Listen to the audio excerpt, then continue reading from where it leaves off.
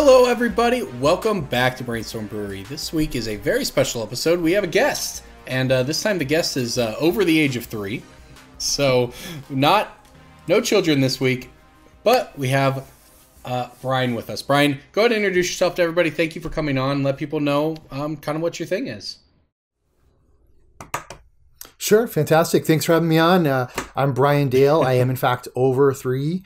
In fact, I'm over 40 now, which is kind of scary. I have been playing Magic one form or another since the 90s. I am a judge. I'm actively seeking to register up as a level 2 judge right now.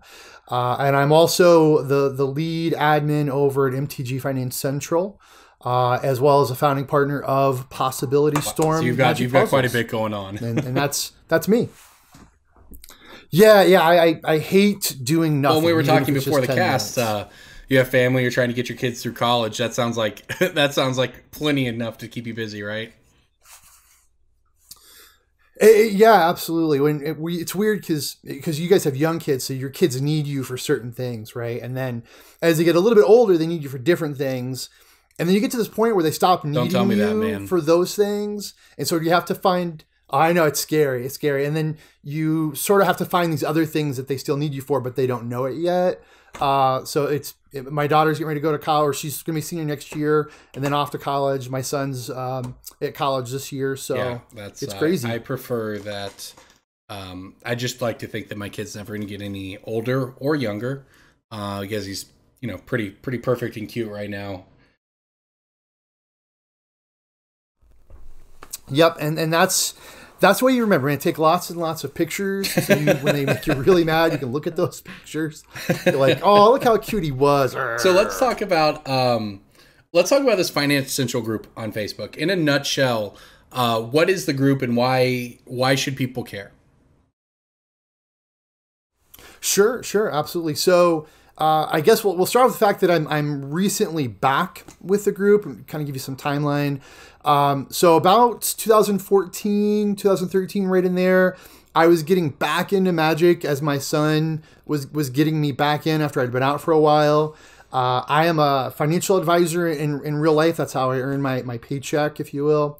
And so Magic Finance wasn't really a thing when I quit Magic, but it was starting to be a thing in 2013, 2014.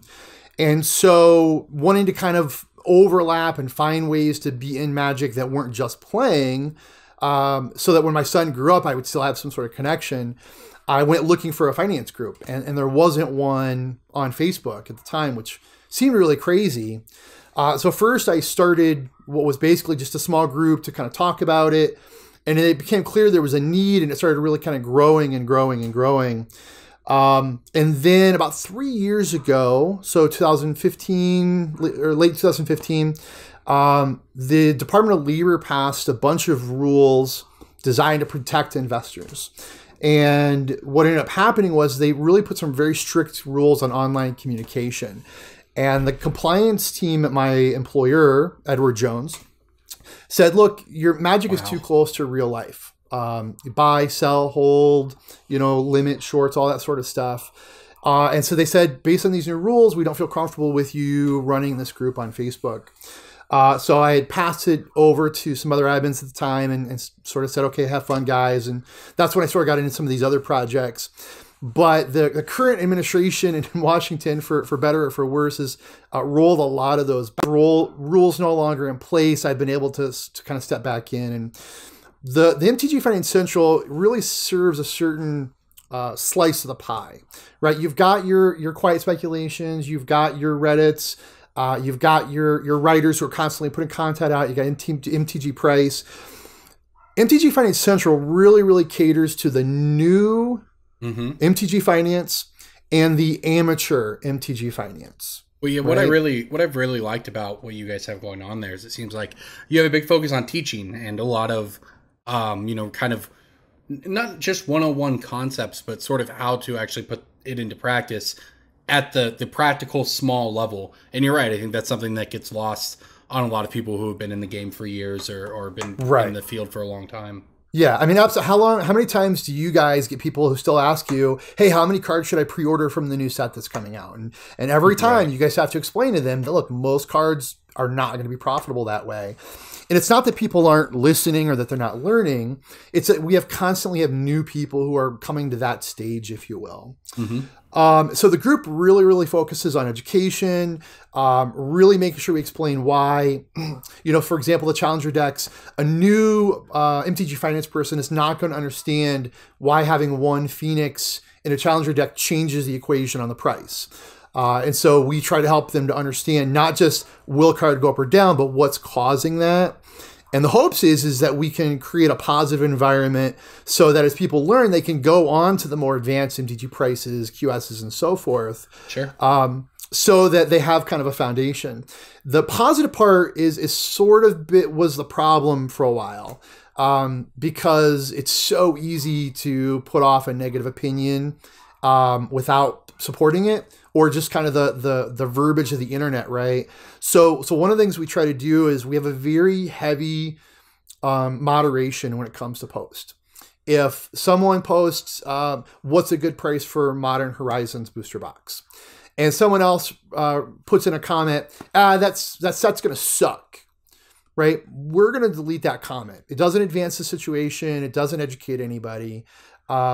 If it's a much more negative, like that set's going to suck and you're an idiot for thinking about it, not only is that comment deleted, but we're actually messaging that individual and explaining to them that that's just not the community standards that we're building. Okay.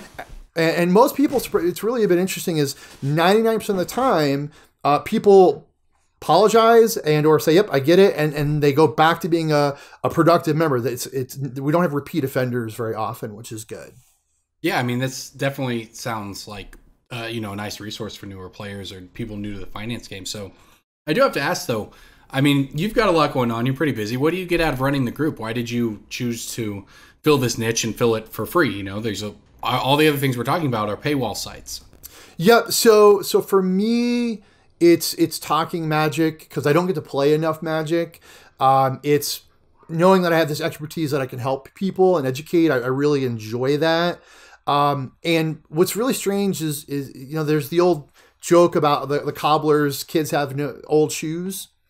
With financial advisors, it's really difficult for us to speculate and buy and sell individual stocks because it creates a conflict of interest, right? If I'm selling Apple on the announcement of the new credit card or whatever, it's very hard for me to then tell somebody who's got a 10-year horizon to buy Apple.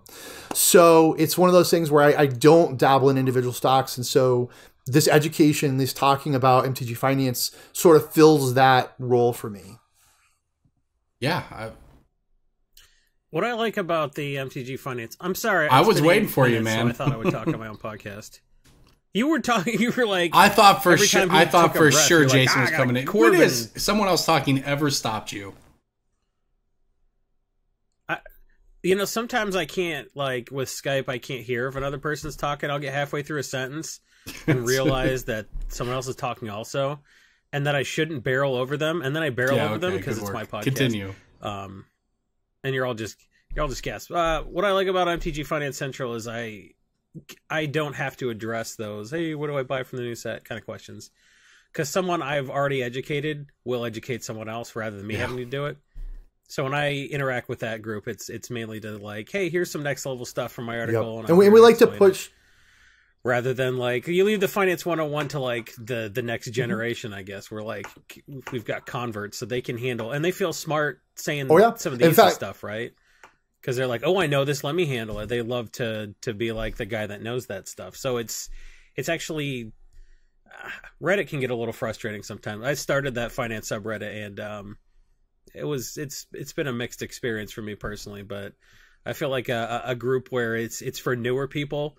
You have fewer people that act like they know more than they do, and they sort of know what they know, and they're willing to tell So people would you say that less, you died a hero really there, Jason, or have you lived to become the villain of the MTG Finance subreddit?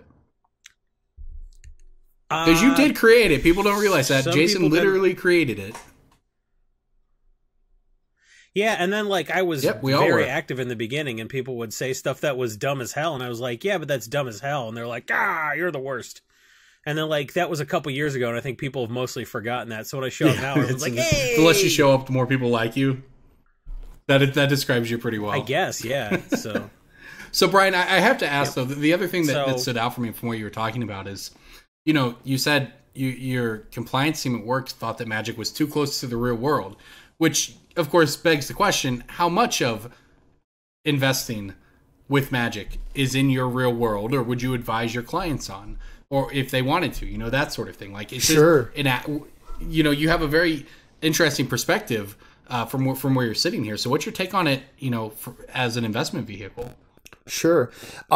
So Magic would fall into arts and collectibles, right? So I've got a client who's got a $500,000 violin that just sits in a safe, for example, hoping that it goes up every year. We don't recommend arts and collectibles as a primary investment vehicle. Yeah. We would poke that at like 5% of your portfolio, and that's going to be your most aggressive, most speculative component, because there's no guaranteed future demand, right? And when you have no way to see real time what's going on and what the resale value is. If you're investing in foil Tarmogoyfs or what have you, and Hasbro decides that a foil Tarmogoyf is going to sell the new Monopoly edition, then you're blown out. And so, what about the reserve list? Oh, Jason's going to get mad at me. I'm not. Look. To be clear, we're not talking about the reserve list. I'm just. How often do we get to talk to an investment professional about Magic as an investment? I have to ask. Okay, so the reserve list is what we would refer to as a corporate policy. So, for example, if you have iTunes, if you're buying albums, you don't own those albums. Okay. I think Bruce Willis famously tried to sue Apple to have all of his collection go to his kids when he died. And the reserve list as a corporate policy has no legal backing other than the threat of upsetting players, right? And so it offers no legal protection. Whereas if someone's investing in the local hospital, or they're investing in, WorldCom, and something goes wrong, you have a legal recourse. Mm-hmm. So the reserve list just does not offer the kind of safety that you would do for a real world investment. Okay. So you're saying rely on it less than people. Yes. A lot of people, I don't know why that would upset anybody. A lot of people, ourselves included, have a lot of money in Magic cards, and obviously a non-zero amount of those are the reserved list. And a lot of people, for better or worse, they use it as not necessarily an investment, maybe, but they use it as a place to store money. A lot of people don't have, and this is maybe a sad reality, but a lot of people don't have savings accounts. They have Magic collections, and they use them the same way. Mm-hmm. I see people using the reserve list as an excuse to make intellectually lazy speculations. I don't really see it used as much as like, I'm relying upon this to invest. It's more like, yeah, it'll go up. Exactly. It's on a reserve list. Yeah, whatever. It's like saying foils of but it's like reprintable stuff. It's like, it's one less thing to worry about. It's just, but I mean, reprinted as foils. It's a relevant question, because like I think about myself, and I have, a non-zero amount of expensive cards, right? I have a play set of Bazaars, I've got a bunch of duels, and I've got Gaia's credits, all this stuff, right? Some number of thousands of dollars of Magic cards, and you do kind of have to ask yourself every year, am I better off converting this to cash and sticking it in into a mutual fund or whatever? But, the way I look at it is I already have those investments. I already do those things as much as I can do those every year. So it's okay to be more speculative and risky by holding on to these Magic cards. So here's what, if I were your financial advisor, which I could be, by the way, but if I were a financial advisor, I would say to you, if all of those cards lost their value, hypothetically, tomorrow, okay, the fakes come out, or the reserve list goes away, or whatever, and they're zeroed out tomorrow, is it going to destroy your long-term financial plan? And if the answer to that is yes, then you have too much in Magic. That's a good way to look at it. Yeah. I mean, because for me, I would say it wouldn't, right? Because it's always just been the secondary thing. It's not like I sunk huge amounts of money into it. A lot of it's just been holding on to them. So that's a good way to look at it. And I think that's valuable for, anyone at home who's takes a look at their 4 modern decks and decides what they should be doing with that money. Oh, yeah. And it's hard. I mean, it's funny how the human body is built from the ground up to be the perfect bad investor. right? We want to buy high. We want to sell low. We would much rather lose money by not doing something than doing something and losing money. And you just see that it's Magic cards or it's Pokemon or it's Apple stock or whatever. People have the exact same actions and responses across the board. Breaking bulk time. Breaking bulk time. Break. Oh, yeah, breaking bulk. There's so much good stuff. It's a pick. Breaking bulk.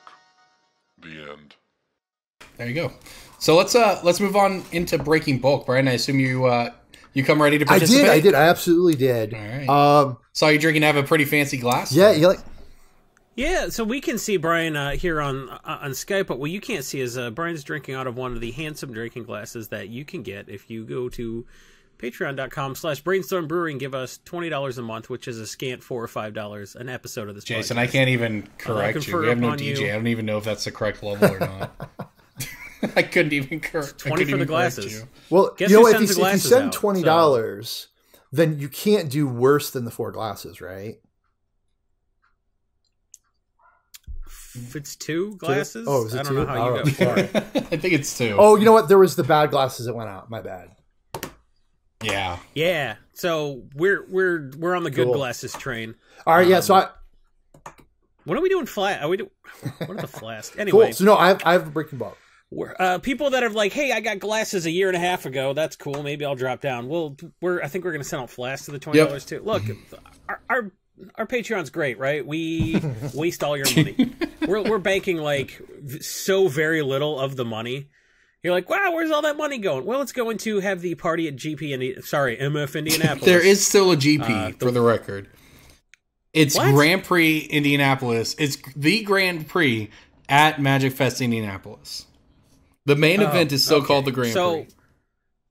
Look, man, when people are getting together for a non-SCG, non-Channel Fireball thing in Indianapolis, the week after Vegas, whether it's the MF or the Grand Prix, having a Grand Prix in Indianapolis, which is a race car town, is confusing. I get it. So we're going to have a party in Indianapolis. We hope you can all join us. All the patrons can join us. We are spending Patreon money on stuff for that party. We're spending Patreon money on a better mic for Corbin. And then when that mic inevitably doesn't work, a better mic for Corbin. All the stuff we do, all the videos we make, we're paying people to do thumbnails on YouTube. We're paying people to do all kind of stuff. We have an intern now. We don't want to do anything. We just want to get on this podcast and talk, and there's so much that goes into it that we would like to pay people to do for us. So we plan to squander all of your money on making it job a better creators. We're becoming situation. job creators. Yeah. We are becoming job creators. So we're going to blow it sending you glasses and playmats and tokens. We're going to get new tokens commission here soon. We got a stretch goal. We're going to buy a merfolk suit for Corbin to splash around at a lake until he drowns because foam absorbs water. I'm looking forward to that. So anything we can do to make it better to be a patron, we're going to do. That's what we're doing with your money. So for as little as $20 a month, you can have access to these handsome drinking glasses, the ones I'm drinking out of right now, that say Brainstorm Brewery on them. They're delightful. And there you go. I haven't done a Patreon. That was good. That was while. good. I don't know how to wrap it up. How do I pinch it off? Make DJ watch Mighty Ducks. Go beer. All right, let's do breaking bulk. Ooh. I'm gonna go first. I have a card that I actually think you guys aren't gonna be able to get. It's an uncommon white card that I believe was originally in Portal.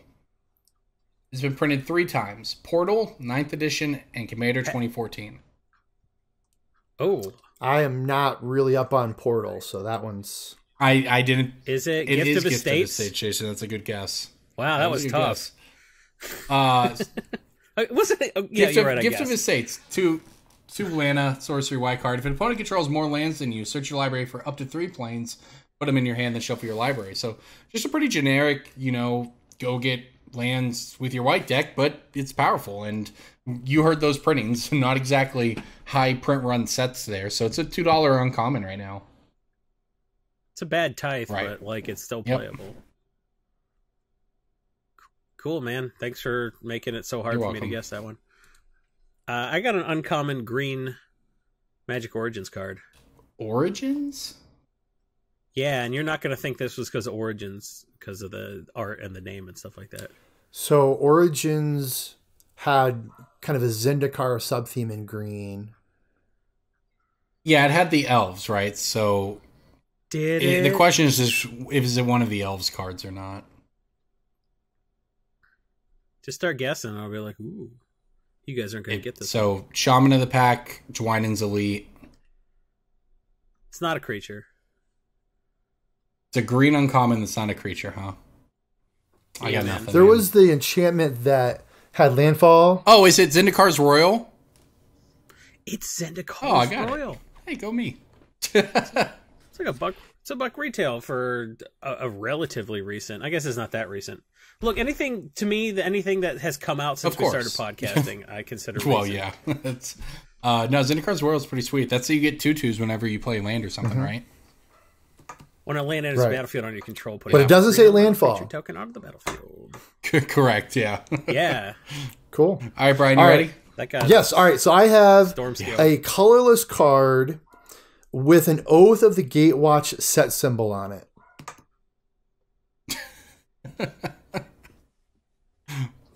What does that mean? Is it a token or an emblem? It's a colorless card with the Oath of the Gatewatch set symbol on it, but it was not in Oath of the Gatewatch. Was it like... Oh, okay. I don't know. It's a land. All right, cool. There... This may very well be something I pick on principle and not because so we all know that there are wastes in Oath of the Gatewatch, but what a lot of people don't know is that it the half art waste? Exactly. Okay. They were only available out of the fat. Yeah, exactly. What's interesting is they tend to sell for more on TCG than the full art version. If you're into pennies and nickels, they buy list for 4 times as much as the full art waste, which is crazy. Yeah, it is a little crazy, but it's just because they were rare. I was picking the Zendikar, like the original Zendikar when they did the fat pack with the non-full art stuff. Yeah, they get pack. I was picking those, and those were money. Yeah, the Rise or whatever the non-full arts were sweet then too. It's just something rare, and it's just one of those examples of, especially with lands, Magic players will do whatever they can do to set themselves apart. Right. And if that means Rise of the Eldrazi half art lands or half art wastes, that's what they've got the giant. Excuse me, I used Tameo's Journal entry 571 at Tameo's Journey entry 169. Oh, the expensive foil. I see how it is. Yeah, but those half arts, they have the giant colorless symbol on them. Because they're half arts, I've had a lot of people who have passed them off. And if you think about people using like white bordered lands, this is sort of the equivalent for that. It's also just funny because like I have a 5-row of full art lands from a whole bunch of different sets, right? Just throughout. Whenever they come out, I grab as many as I can, right? But one thing I don't have any of is half art waste, so I guess I missed the boat there. I think I've definitely seen some, but honestly, I don't know where they're at now. That's a pretty good one. All right, so let's move on. Let's talk about another pretty cool thing you're involved in. You touched on it earlier, Brian, but Possibility Storm. Yeah. Right. So Possibility Storm. These have been pretty fun. Tell people what's up with that. So shameless plug. Patreon.com/MTG Puzzles, where for $1 a month you can access every solution to every puzzle we've ever created. And for $5 a month, you can compete. You can earn sealed product, deck boxes, mats, all sorts of cool stuff. For anybody who's familiar with the old school Mark Rosewater puzzles, so basically here's a board state. You get a couple of basic assumptions. Here's your life total. Here's your opponent's life total. Win this turn. And there's a scale of easy all the way out to mythic difficulties. We literally build these. We have a team of 16 judges and analysts who crunch to make sure the math works, make sure the rules are set up. And we've literally got something like 1,000 people on Facebook that are constantly sharing and running these around. Currently, we're partnering with Channel Fireball, who's running them as a weekly bonus. So we're really having a ton of fun with these. They're all standard puzzles with the exception of some special season ones. But what's really interesting to me is the number of people who literally, they just want to get their hands on more Magic, right? Any way they can get Magic, any way they can consume. If we think about deck building, it's problem solving. How do I make this weird combo work? How do I make these cards put together? And the puzzles sort of stem from that, and sort of a judgy type situation of how do these two cards interact? And we found a way to put that out there for people. With now, again, hundreds of puzzles over the last couple of years. And they're just a ton of fun. I know we've done a couple of videos. We did some with Saffron Olive. Corbin, you did one for us a while back. It's definitely very much a labor of love. But as the Patreon grows, we're actually starting to expand out. We've got over 200 now. So we're starting to do monthly giveaways, and we're trying to figure out ways to maybe do modern puzzles in the future. It's just this really, really cool project that if you ever have time, just pull them up, go through them. You'll find something you really like on that. I remember when I was a kid, and I would go. My mom would take me to the grocery store, when I was probably like 10 or 11 or whatever. And I'd sit there and I'd read the Pojo Pokemon magazine every week. And the two things I liked were reading the whatever about the newest decks, clearly. But then they had a price guide, and they had a can you win this turn puzzle. And those were the things I spent the most time on. So when I saw you guys... Possibility Corbin Storm coming doesn't remember Duelist Magazine. I didn't play Magic then. I didn't play Magic then, man. When I was a kid, Magic was the nerd thing, and I was a cool kid playing Pokemon. Yep. Well, I mean, the Duelist would have been something that in your small town might not have been kosher. So that's true. Yeah, no, it's cool. I mean, I think... Yeah, Magic, they were on the 700 Club saying, it is true that literally the first time that I ever saw people playing Magic, I was like out at dinner at like DGI Fridays with like a Little League basketball team or whatever type meal, right? And afterwards we wandered over to something, and there was a game store, and we just wandered in to see if they had Pokemon cards. And I saw or heard something about Magic or saw Magic cards. And I was like, isn't that the demonic game? Literally, it was my first introduction to it. What'd they say?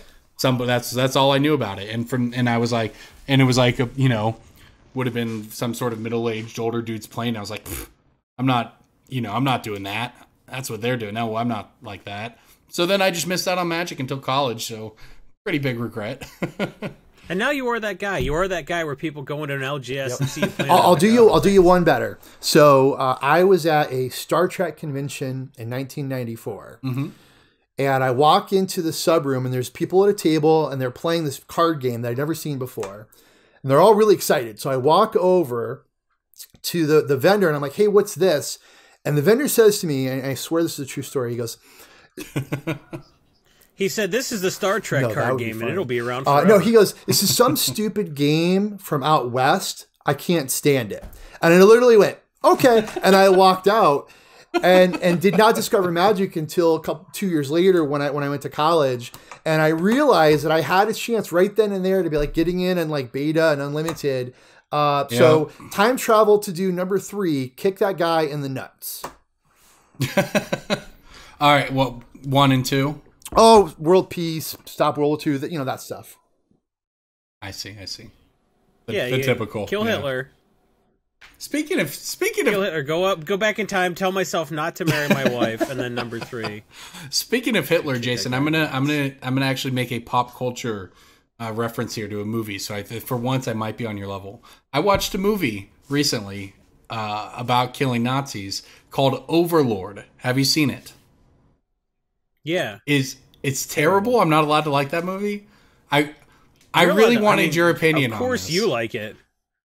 It's like a war movie, and then halfway through this war movie, all of a sudden there's zombies that they're doing experiments on. Call of Duty zombie mode the movie. Right. So it becomes a war movie where they're fighting Nazi zombies, and it's pretty awesome. So I was just curious where it fell on like Jason's, this is cool sort of scale. I mean, of course it's not cool. It was a dumb movie on purpose. What the best part is that Nazis on the moon. It wasn't dumb though. It wasn't dumb though. It was like a serious movie. It was a well-made, not flippant movie. No, yeah, it was like it had a decent budget and like. But didn't you get the feeling like it was the I don't know, let's man. see if we can actually trick Netflix into buying this project? Kinda, because like they're also like the only actor I recognized was that dude from Goon, the guy who's like an actual real life hockey player who was in the Wait, which one is that? The blonde dude, the guy that looks The like guy a who Viking. like dies at the end. Spoilers. They all die at the end. No. I think I'd seen stuff with the other guy, the like smart ass guy.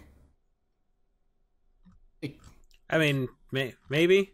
It was well made, but like it wasn't taking itself too. It was like Abraham Lincoln Vampire Hunter with a bigger budget type of movie, which is like you don't want to like praise movies like that too much, but like at the same time, for what it was, like it was fun to watch. Okay, well that's probably good, you know what, I'm going to take watch. that because that's probably the highest praise we're going to get out of Jason here. So. I'm not even a snob, dude. I like Dawn of the Dead, like Romero movies. I like.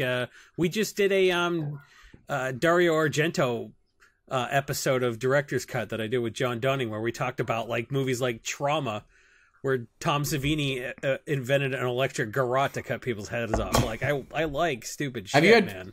I have Attack of the Killer Tomatoes on DVD. I'm not a fucking snob. I'm just saying Overlord wasn't. All right. Have you guys had BDM on that cast yet? Someday. BDM's got one of my favorite movie stories. He could come on for our John Cusack episode, maybe. He would just love to talk about Heathers or something like that. Yeah, we should have BDM on. Yeah, I mean, he is the most knowledgeable movie person I've ever met, so it seems like... he should be on this podcast more. We should probably have him on again. We should have had him be a permanent member instead of DJ. That's what we should have done. All right, so the other thing we want to talk to you about, Brian, is you do a lot of judging. Somehow you manage to squeeze this in amongst everything else. But you do a lot of judging, and we want to talk a little bit about the finances of being a judge. Yeah. You know, a lot of people see the judges and assume that, you know, it's a good gig. I mean, why else would they do something like that? But I mean, as somebody on the inside of it, what is your experience with the judge program like, and how, from a financial standpoint, worth it? Sure. I can tell you that for most people, they will lose money judging. For example, I'm going to PAX this weekend, PAX East, and I'll be working either 2 or 3 days, depending on if they need me to fill in a third day. And I'm really only able to do it because I am okay losing money going out there, and we're going to do a college visit with my daughter on Monday. The reality is that at big events, you're earning a couple $100 for the weekend, but you got to have travel, you got to have hotel. And ever since Hasbro and WotC have sort of pushed off this, the judges don't work for us motif, it's harder to get judge foils. They're continuing to sort of try to shift things. Recently, we found out that they're not providing judge shirts anymore for big events. So you've got Channel Fireball trying to figure out. That seems it's tough, right? So you show up to an event, and it used to be it's just annoying. Yeah, they're like, here's your judge shirt. And now it's like, make sure you bring a regional judge shirt or buy a judge shirt before you come, right? Of course, there are a couple of people who are on staff. They're at every show, every weekend. They're getting a lot of their costs paid, or maybe they're getting a higher pay.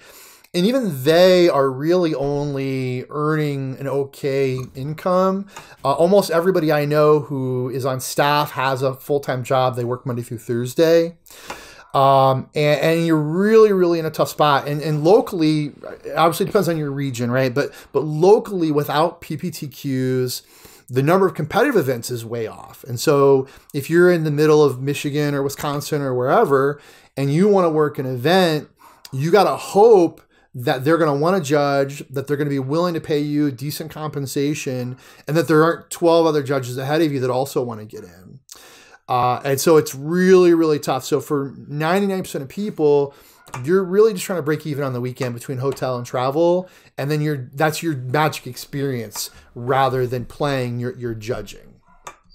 So why do that? Because I mean, you go and you get yelled at, or players get mad. You have to DQ somebody. Oh, it's the most thankless job in Magic. Yeah, well, it's funny. My family's always like, what are you doing? I'm like, well, I try to explain it to them, and of course, you have to explain too many topics. So I've gotten to the point where I just say, look, my job is to break up nerd fights. To try to, I think this should do A, I think this should do B. The reality is you do it because you want to have some interaction with Magic. There's a great judge community, lots and lots of judges, very, very supportive. It's sort of like one of these family away from families where you'll show up to an event and you see someone you only see 5 or 6 times a year, but you're sharing that whole weekend with them. You're going out to eat, you're trading swag, you're looking to have some good times. And it's sort of this community more than anything else. And it's really, go ahead.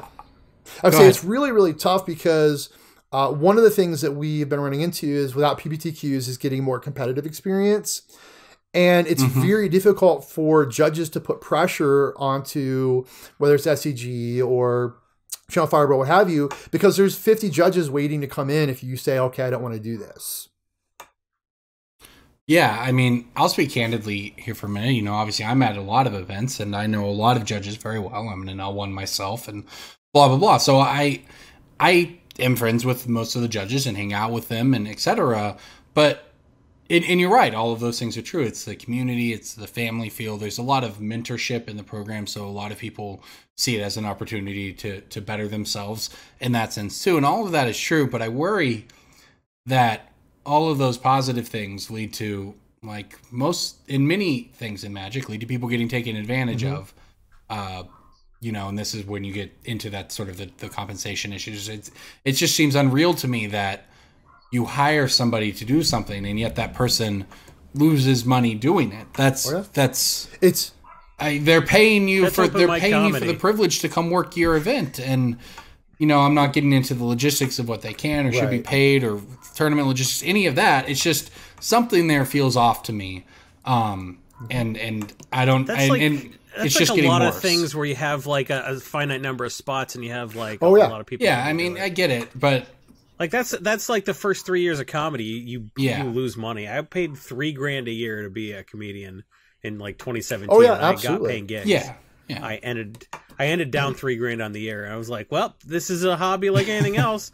If I bought a kayak, I'd be out $3,000 too. So it all makes sense. Oh yeah, that's how you look at it, I guess. But it's starting to pay off now, and I would say being a level 2. So better, right? You do get a little bit more as a level 2, but it's more about the types of events that you can get into. Every level 3 I know, which is going to generally be regional coordinators, people who are very high up in the program, they're getting tons of judge foils. They're working at all these major events.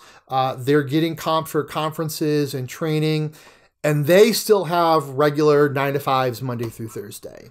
There is no way short of being a TO to survive working in a judge capacity.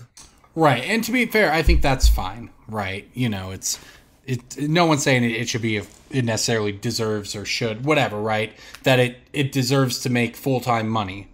It's fine to be a side gig, but it should just at least don't be one where you lose money. Yeah, it's tough. Because judges they put in so much work. Right. Events. So for PAX, my original plan was if I worked 2 days and I split a room with 2 or 3 other judges and I got the red-eye flight out of Detroit, my net negative was going to be negative $200 for the weekend.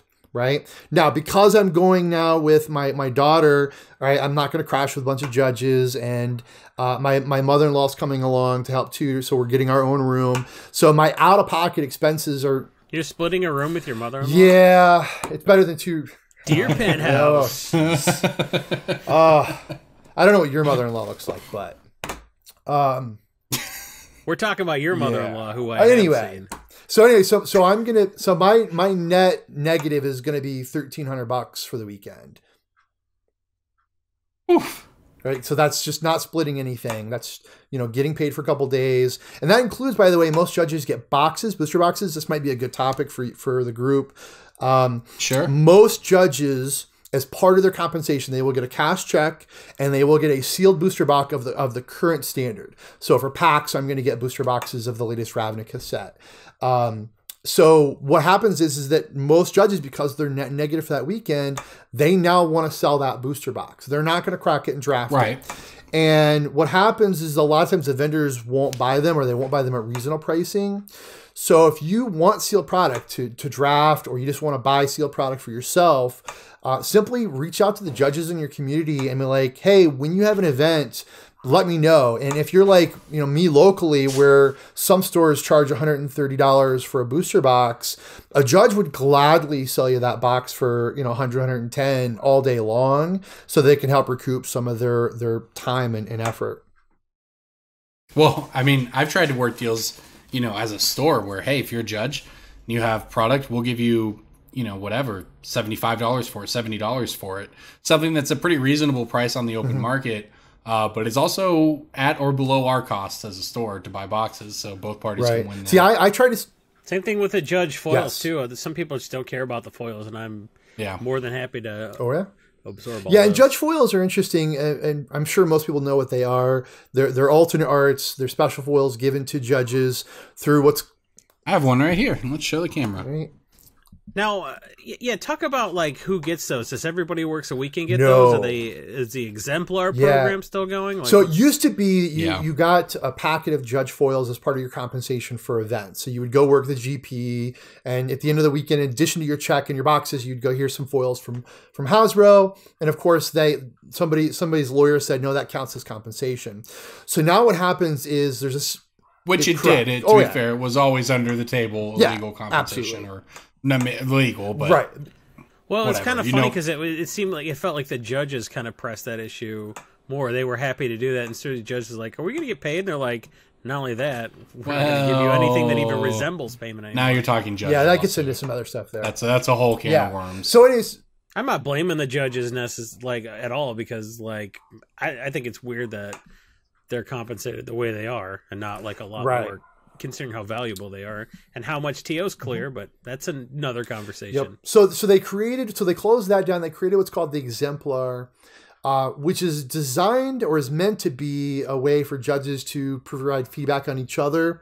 So if you see a judge go above and beyond, or a judge does something that is unique or helpful in the community, what judges level 2 and above would do is write a review and submit it to the exemplar program.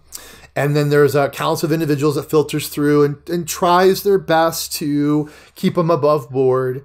And then every few months, a packet of foils is announced, and they rotate them a little bit. And this one's really tough because you could get a Force of Will foil, or you could get a paint artist foil. And from the exemplar program, they're the same, but obviously to the judges, they're wildly different in value. And there's this sort of problem where you have to be reviewed by another judge, which means you have some judge politics, unfortunately. And then you've got, like, if you look at Lansing, Michigan, where I'm at, we don't have L2s and L3s. So we have lots of judges in Lansing that never get an exemplar because nobody's able to write exemplar reviews. That's one of the reasons why I'm actively shooting for level 2, is so that I can bring some recognition to those judges in the Lansing area. I mean, it certainly seems like a system that could use some work. It's in a state of change, just like everything else in Magic right now. Yep, absolutely. So there's also conferences. If anybody doesn't know where judge foils all come from, if I as a judge go spend a day at a conference where I'm learning about rule updates, or maybe I'm doing a mock tournament, they will also provide those there. A mock tournament. Yeah, so we literally just have a bunch of judges pretend to play Magic and call other judges over and say, this guy flipped my deck over, this guy didn't draw his card. And you basically just throw bad calls all day long at people. And what then you're trying to do is give people exposure, especially people who don't have experience at bigger tournaments. So you'll sometimes hear about a judge conference that will result in an influx of judge foils to everybody at that conference. Pick of the week, pick of the week, pick of the week. Time for the pick of the week. Interesting. Yep. All right. Well, there you go. Judging 101. All right. Let's move on to pick of the week. Do you have one? You have one queued up for this, Brian? You want in on this? Yeah, I do. All right, man, we'll let you kick us off. What's funny is I'm actually not a foil guy, but I actually have two what I think are kind of no-brainer picks. So the first one would be the Modern Masters 2015 foil Leyline of Sanctity. Okay. Right? There's a couple of things going on here. So one, you must think you're a guest on Fast Finance. Is it Japanese too? No. Yeah. It's just funny because I don't generally play foils. I do have a foil modern deck, but I don't generally play foils, and I don't generally spec foils because they don't move really in Lansing, I found. And since I do almost entirely buy lists, right, buy listing foils can be a little bit dicey. But what's interesting about the Leyline of Sanctity, there's two things going on here. One is it's got the same art as the M11, but the M11 is very quickly going above $60. And the Modern Masters 2015 can be found under 40 without even trying very hard. And you've got this new mulligan rule that Wizards is very, very confident in terms of this London test is coming up. So I cannot imagine that we wouldn't see these Modern Masters 2015, which is now 4 years old, at least move up closer to the M11s, if not having them both move up. Sure. So to me, I think that makes a lot of sense. The other one is actually based on Planeswalkers. So everybody knows that War of Spark has a ton of Planeswalkers in it. I don't know why, but you can pick up foil Hearts of Kirin for $3. Okay.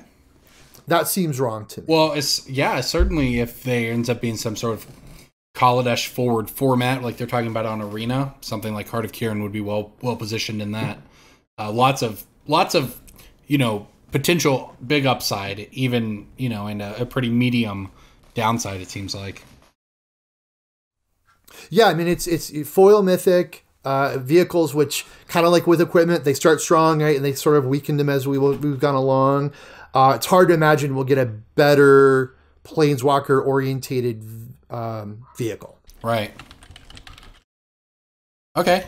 Jason, you want to go next? You want me to?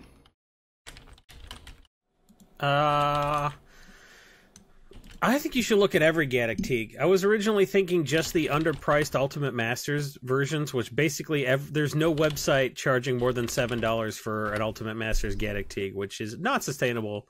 The lower one is still 20. I expect those to converge. Definitely. But the box toppers are under 40, and the Judge foils are under 40. All Gaddock Teegs are probably going to rise, except probably the Lorwyn one. I think that might come down a little bit to meet the Ultimate Masters. And that's a really weird card for them to print, to go crazy printing, right? It's like it's cool, and then it's like now we're going to do 4 versions of it in the span of a year and a half or whatever. Right.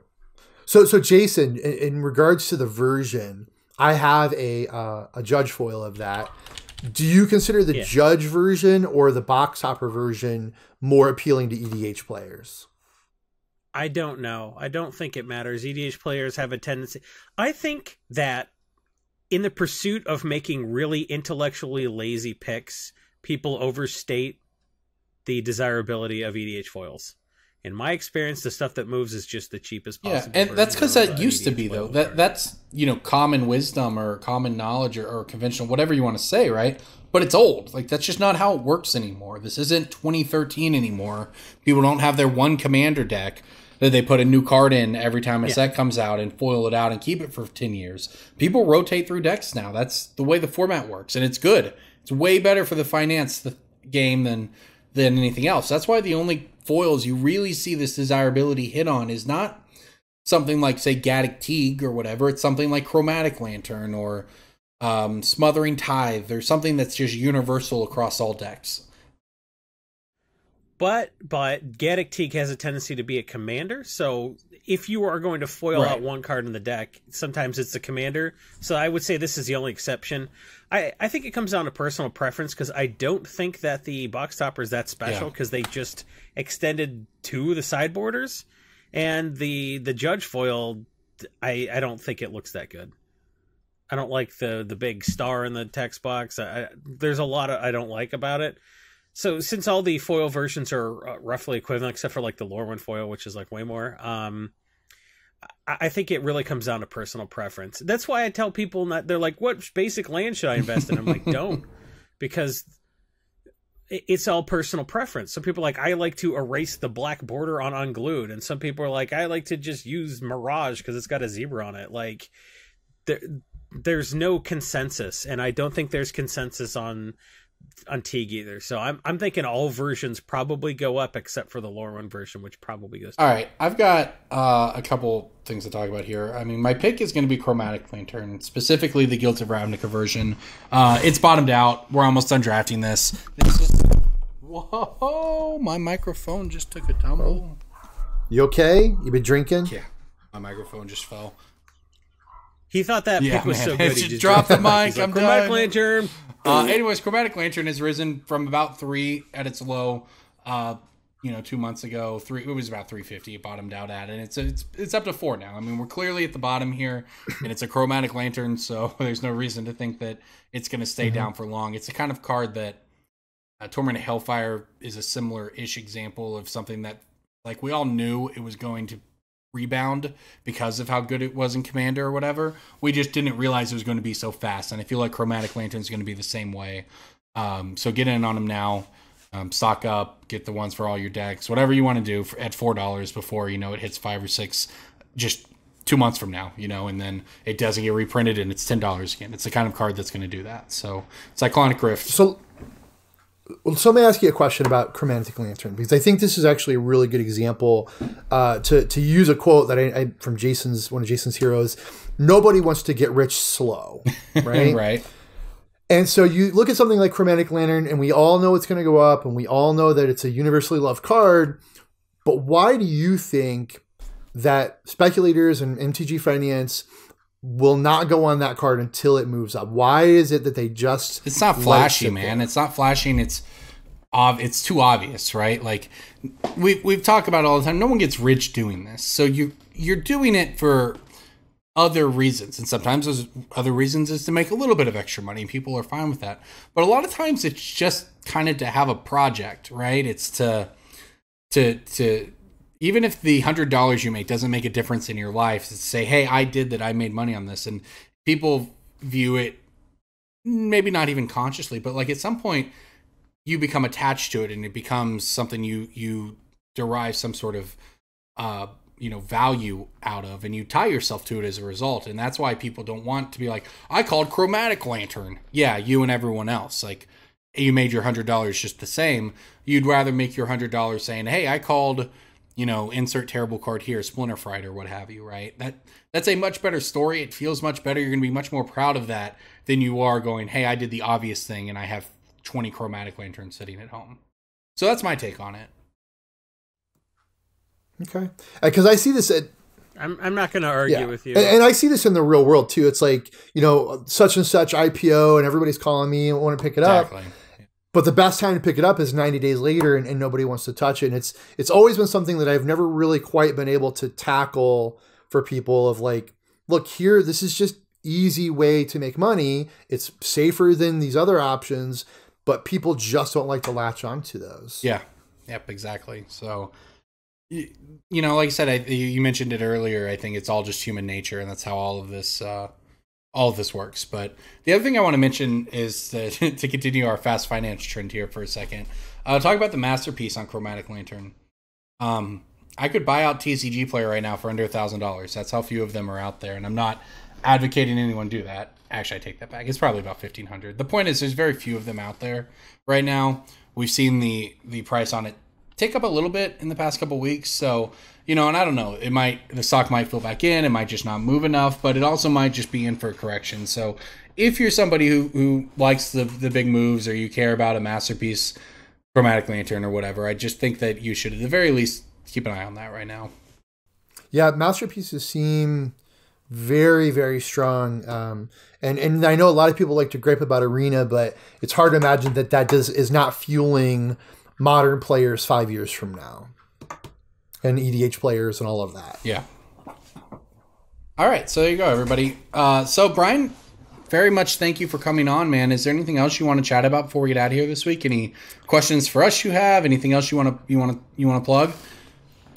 The big thing is just make sure you're participating in your community, right? If you're not a judge, go play. If you can't go out, jump online, go to MTG Finance Central, go to the Brainstorm Brewery Discord. The number one reason why most people quit Magic is because they lose connection to friends. And so just get out there and get involved. If you get bored, man, go to Possibility Storm, pull some puzzles, win some prizes. But thank you very much for having me on, guys. I definitely appreciate this. Yeah, man, absolutely. Yeah, absolutely. And if you want access to the Brainstorm Brewery Discord, it's as little as $1 a month, which is 20 or 25 cents an episode, which is nothing.